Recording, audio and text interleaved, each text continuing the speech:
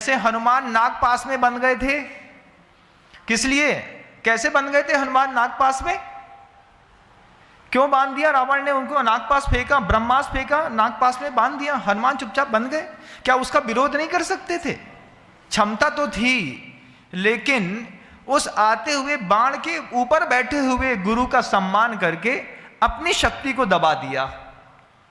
यह बंधन स्वीकार करने की सामर्थ्य किसकी है? पतंग को अगर ऊपर उड़ना है तो उसको सबसे पहले बंधन चाहिए। किसका? सूत्र का। शिष्य को ऊपर उठना है, आपके बच्चे को ऊपर उठना है, आपको ऊपर उठना है, सबसे पहले आपके जीवन में सूत्र का बंधन है कि नहीं आप देख लीजिए। फिर वो सूत्र किसी के हाथ में है कि नहीं ये भी देख लीजिए। पता चला सूत्र का बंधन तो है, हम सब पढ़ते हैं, सब जानते हैं, लेकिन अर्थ अपनी मर्जी का निकालते हैं।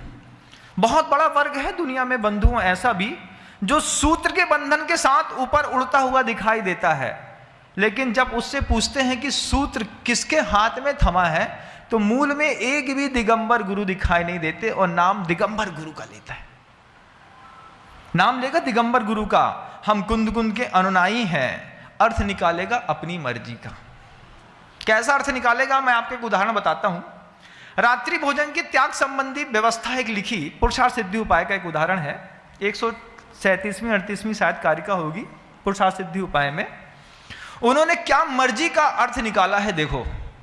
रात्रि भोजन त्याग में वो हिंदी में लिखते हैं, यथासंभव शब्द लिख दिया सबसे पहले, यथासंभव रात्रि भोजन का त्याग करें और ना हो पाए तो परिणाम बना करके रखें।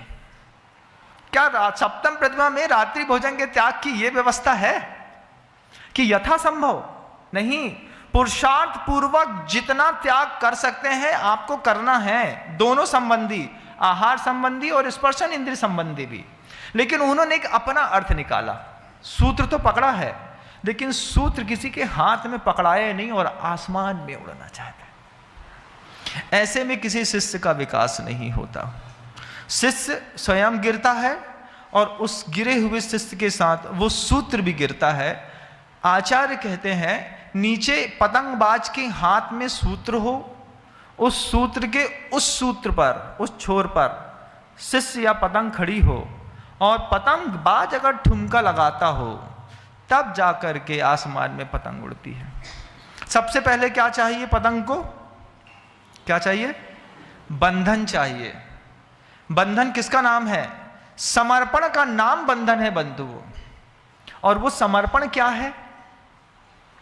वो समर्पण देखो आप क्या है। मेरी बात सुन रहे हो ना? ध्यान से कि कान से? ध्यान से ना, कान से सुनने वालों का भला नहीं होगा।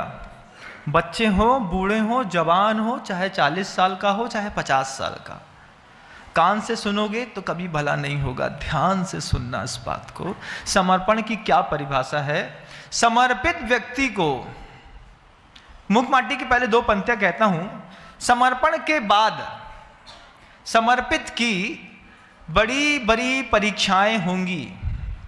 आचार्य श्री जी मूक माटी में लिखते हैं, समर्पण के बाद समर्पित की बड़ी बड़ी परीक्षाएं होंगी और सुनो खरी खरी समीक्षाएं भी होंगी। समर्पण कर दिया तो परीक्षाएं भी होती हैं और समीक्षाएं भी होती हैं। समर्पण का मतलब है अपने अस्तित्व को, अपने व्यक्तित्व को और अपने प्रभुत्व को मिटा देना। सामर्थ्य है? अपने प्रभुत्व को मिटाने का सामर्थ्य है? अपने अस्तित्व को मिटा देने का सामर्थ्य है? अपने व्यक्तित्व को मिटा देने का सामर्थ्य है?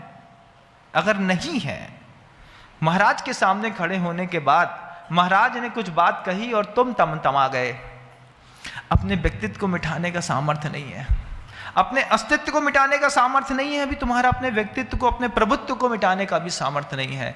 लेकिन किसी ने गुरुदेव के समक्ष अपना अस्तित्व, अपना व्यक्तित्व और अपना प्रभुत्व मिटा के रखा है, तब जाकर के वो उनका प्रथम शिष्य बना है।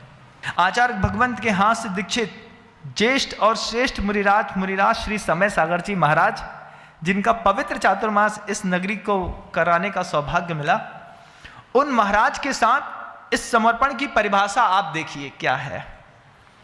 40 साल तक वे महापुरुष गुरुदेव के हाथ के नीचे मौन होकर के बैठे रहे। ऐसा हाथ करते, ऐसे बैठे रहते।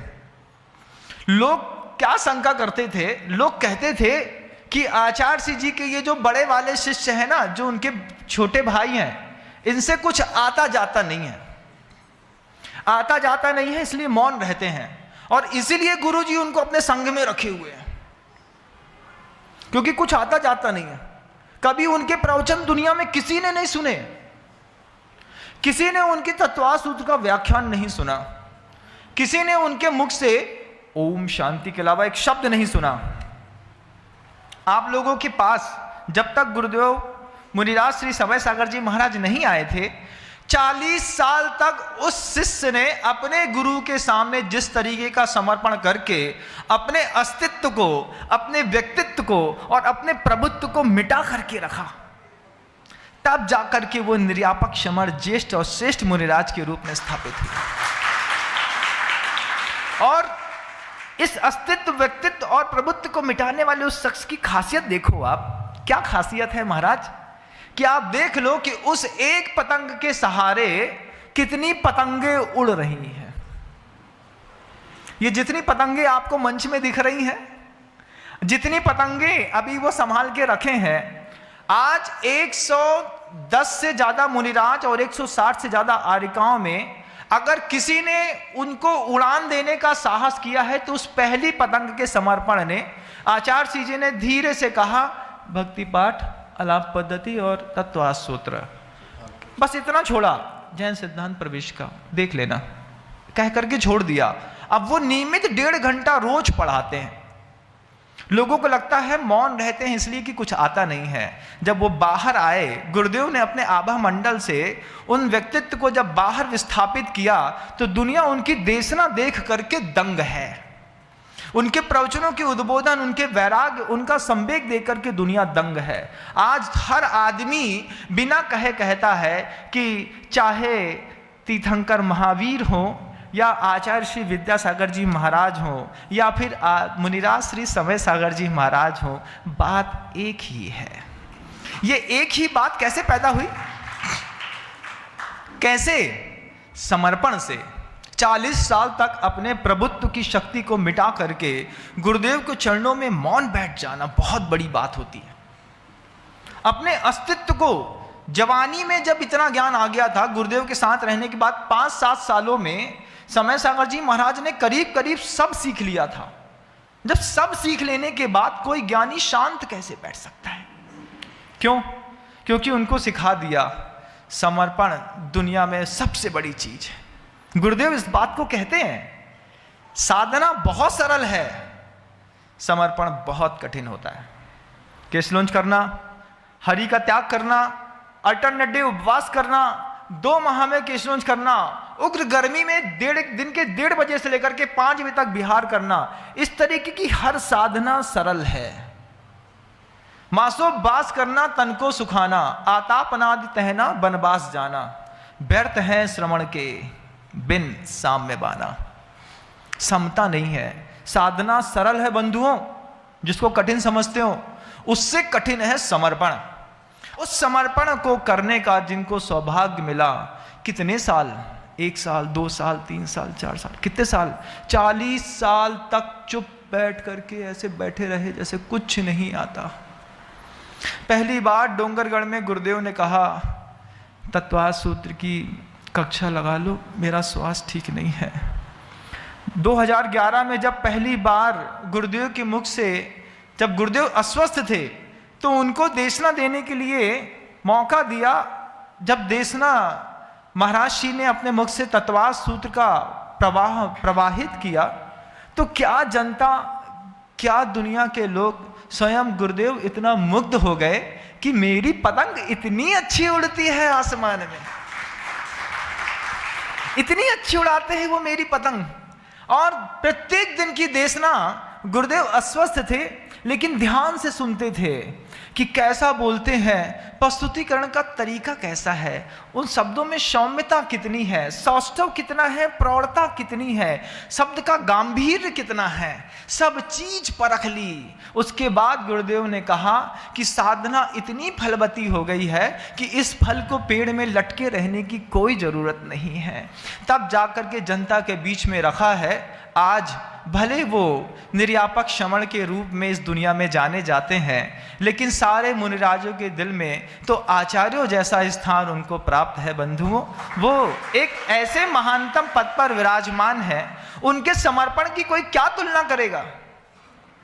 और जब ऐसा कोई समर्पित व्यक्तित्व हो तो उसके समाचार करने का तरीका गले मिलकर के नहीं होता, उनके पैरों में अपना सिर रख करके होता है। इतने बड़े निर्यापक श्रवण से भी अगर किसी संघ को मिलना हो, किसी साधु को भी मिलना हो, कोई ये सोचे कि ये भी सामान्य मुनि है, मैं भी मुनि हूँ, गले मिल लूंगा, इतने बड़े समर्पित व्यक्तित्व के सामने माथा नीचे रखना पड़ता है।